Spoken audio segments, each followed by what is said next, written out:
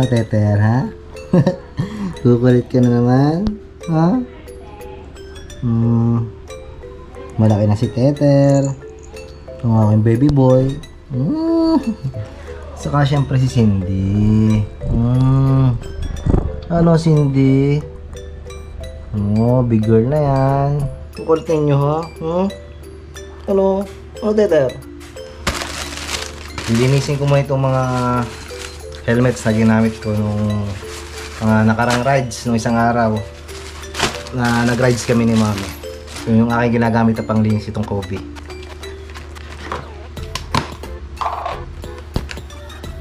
Medyo mabaho-baho kasi medyo ano, may katagalan na buwan ata na hindi ko to nalilinis, kaya lilinisin ko ngayon.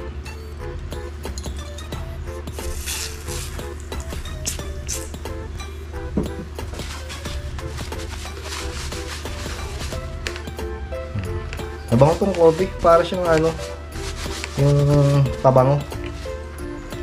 At saka kapag sinuot mo tong helmet, parang ano, yung presko. May dagdag na presko sa ulo.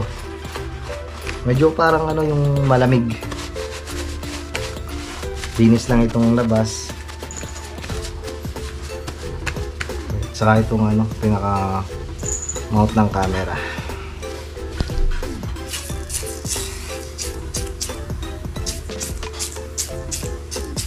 Kagaya ng nasabi ko, yung ginamit namin ni Mami itong helmet. Itong gamit kapag nagra-rides kami. Tapos ito yung aking ginagamit. Parehas siyang ano, Geely. So medyo may magaan, kaya parehas Geely itong aking ano, binili para mas komportable kapag nagmumotor. So meron nga pala kaming ano, rides ng isang araw ni Mami noong noong August 24. Kasi nung August 23 ay anniversary namin ni Mami. Tapos nung 24 ay kinabukasan ay nag-rides kami. So ang plano ko nun ay magra-rides kami ng ano, ng Kabyang, kaso hindi natuloy kasi nga ay gabi pa lang, nung kinagabihan ay umuulan, tapos nung umaga ay maulan pa din. So nung hapon ng August 24 ay nag-rides kami sa Monte Maria. Hindi ko pa nga lang ma-edit yung vlog namin or yung rides namin sa Monte Maria noong August 24 kasi may may mga pangyayaring hindi natin masabi yung ano. Ayun. Yung ilang minutong pinaghirapang video kanina, nakurap. Nangyayari na ba sa inyo yung alam mo na video ka ng video, pero pagdating ng ano, yung itatransfer mo na yung video at mag-edit ka na, wala pa lang ano, yung wala nakaka-capture. Parang hindi ko masabi kung nag-corrupt or nagkameron ng error, pero yung footage namin kasi nung paalis pa lang kami at saka nasa daan habang bumabiyahe kami ay nagbibideo na ako. Nakailang ano, mahaba-haba yung biyahe namin sa daan na alam ko na nagbibideo ako, no, kasi nagbablog ako nun. Tapos nung pagdating namin sa may Monte Maria, doon ko lang nakita na wala ni isa na nakapture or nagkameron ng record dito sa ating GoPro. At doon sa may Mabakong, nagsimula na kami mag-vlog. Napakamalas pero swerte. Ito. So kaya medyo ano, nahihirapan ako ngayon na mag-edit kasi hindi ko alam kung paano ko sisimulan yung vlog. Pero dun sa Insta360 ay meron naman, kasi yung Insta360 ay pinahawak ko kay Mami. Tapos habang nagda-drive ako, dito nakalagay itong kamerang ito at yun ang ginagamit ko sa pag-vlog. So parang pinaka-secondary yung 360 na hawak ni Mami. So ikikwento ko na lang sa inyo yung pangyayari habang kami ay bumabiyahe, habang naglilinis tayo itong helmet na ginamit namin. Flashback. Dapat yung rides namin ay papuntang Kabyang, kasi yun na nga yung parang pinaka rides namin ni Mami dahil na anniversary nga namin ni Mami. At sabi ko nga, hindi ko pa naiisama sa Kabyang. So para mahaba-haba yung biyahe namin, yun ang aking napili na puntahan. So yun, medyo nag-ulanin niya nung gabi. Tapos nung madaling araw na pagising namin na sana naghahanda kami para bumiyahe nga, ay maulan pa din. So nagdesisyon na lang kami na hindi na tumuloy kasi napakadelikado na bumiyahe. Kasi mahirap yung bumiyahe na may kaangkas ka tapos medyo basa ang kalsada. Kaya nag-aalangan din kami. So ngayon, naghintay na lang kami ng hapon at sabi ko nga, para matuloy lang ay pupunta kami ng Monte Maria, akit kami doon. So yun, ng bandang hapon ay bumiyahe na nga kami. At yun, medyo pahapon na, mga 4 PM umalis na kami ng bahay at diretso ng biyahe. Tapos yun, madami pa din kami nakikitang mga nagra-rides, may nakakasalubong. At medyo nakakaramdam pa nga ako ng medyo parang nagwiwiggle yung gulong ni Blossom, kaya tumigil pa kami. Ilang beses pa kami tumigil at chinek ko, pero okay lang naman, siguro guni-guni ko lang. Tapos yun, diretso lang kami hanggang sa yun, makarating kami sa may Mabakong. Doon sa parting yun ay sa pagkakaalam ko, sa pagkakatanda ko ay pangalawang bukas ko ng camera at yun nga, nagbablog nga ako noon. Tapos diretso lang kami hanggang sa yun, nakarating na nga kami doon sa may Monte Maria. At ayun, pagdating doon sa may itaas, sa may malapit sa fountain, ay doon ko na nalaman na wala palang video na nakapture. Mula doon sa pag-alis namin sa bahay, abot doon sa may Monte Maria. Ikutan natin itong fountain. Pwede kaya? Ay doon sa dyan, dito tayo lamang. Ito lang oh. Yan. Pagkapabalik pala natin maikutan. Ayun, dito daw sabi ni Kuya. Okay yan oh. Yan ang sinasabing glass walk dyan. Pero mga piling tao pa lang mga part ang nakaka-experience niyan. Yung mga sikat na vloggers, yung mga kagaya natin ay ewan ko kung pwede, kasi depende siguro sa pagpapaalam.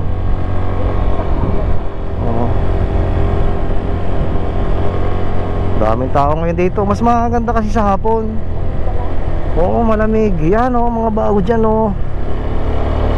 Ang problema, sa natin ipaparking ngayon ang ating motor?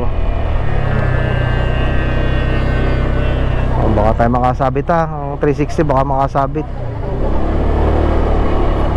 Saan tayo?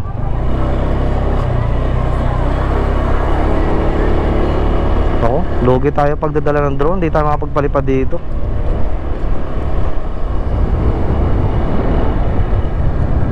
Sige, ayun.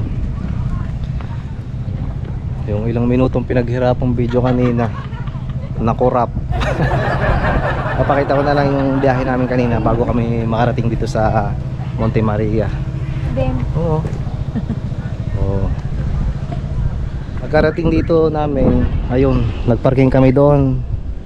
Tapos, chinek ko itong laman itong GoPro. Buhat doon sa may Mabakong, nagsimula na kami mag-vlog. Napakamalas, pero swerte. Ito. Okay. Susubukan namin ni Mami na na umakyat dun sa itaas mga part. Hindi ko alam kung papayagan tayo, pero may mga nakikita kaming nasa itaas. Photographer muna tayo. Nagdagasapa nga si Henry Boy. Mami, 1, 2 Ito yung pinaka-view deck dito. Experience lang natin.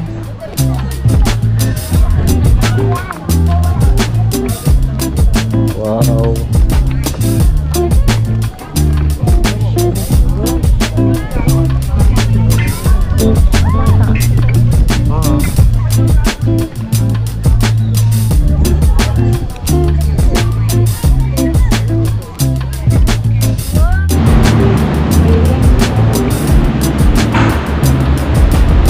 Ayun. Dito tayo mag-vlog.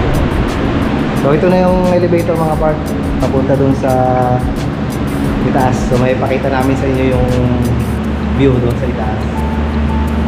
Maghintay lang ata kami ng mga kasamahan pa dito na aakyat para siguro ay isang taasan na. Ano yung pataas na to?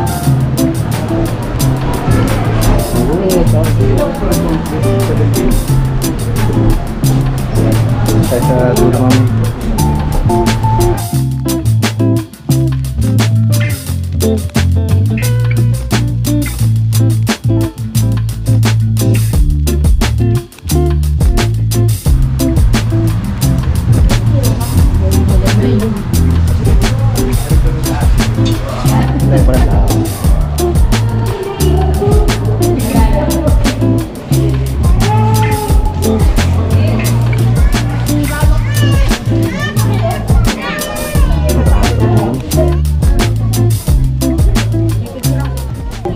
Ayun, yung sinasabi ko kaninang glass walk. So bawal dito magpalipad ng drone. Kailangan ay may permit. Hindi ka basta-basta pwede magpalipad dito ng drone. Hindi ka humihingi ng permit. Yan ay mga cabins. Yun ang sinasabi ko kanina. Hindi ko masabi cabin. Ang sabi ko pa naman na yan, container.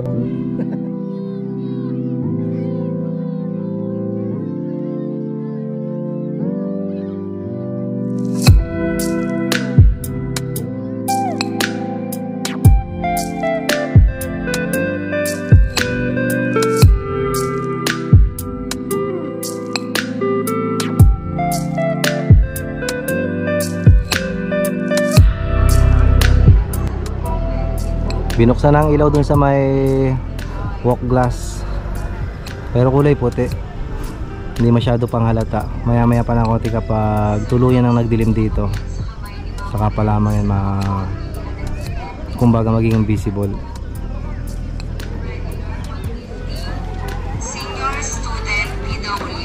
Taso 17th floor pala mga part yung itong ibabaw. Ayun, in-experience lang namin ni Mami. Let's go. 6:15 ng hapon mga part, pababa na kami. Okay yan may mga ilaw na itong mga cabin. Mali ang sabi ko kanina, mga container sabi ko. Ang ganda niya kung matatapos.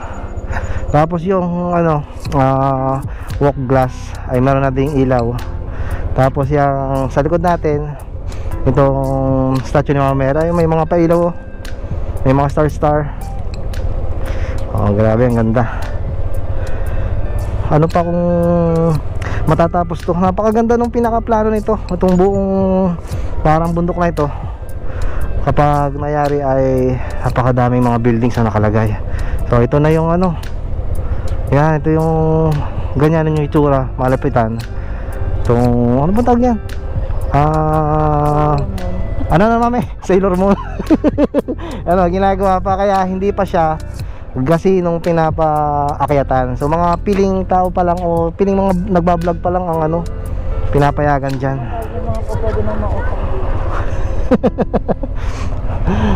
Okay. Ayun, madadaanan itong fountain dito. Oh, ganda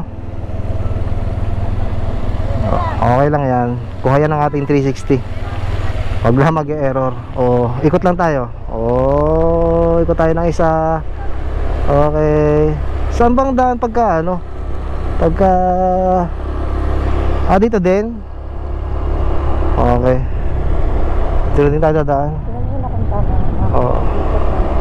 Okay lang. Ang ganda.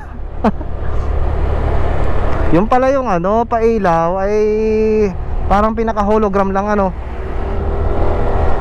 Ayun. So medyo madilim na mga part. Kuya, pwede na dito mag-exit. Thank you po. Ayun, kasi ang exit talaga nito doon sa kabila. Mas maganda na nung tayo nagpapaalam. Ayun, napakadami pa nagdadatingan, mga nakamotor, mga riders. Ewan ko kung sa mga lugar pa sila nanggaling, pero sa klase ng itsura nila, puro mga naka complete gears, ay malamang malalayong lugar pang pinanggalingan nila. So silip-silip lang muna tayo bago lumabas. Takbong chillax si kuya.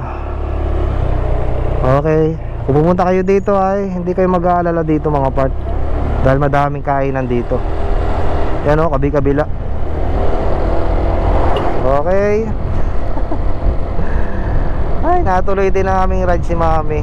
So first time naman namin ni Mami na makakayat dun sa pinaka-plate ni Monte Maria, dun sa itaas. So ang bayad mga part ay pag regular ay 150 pesos per head. So mga bata ay sa pagkakaalam ko ay ano na yung libre. Saka may discount yung mga senior citizen.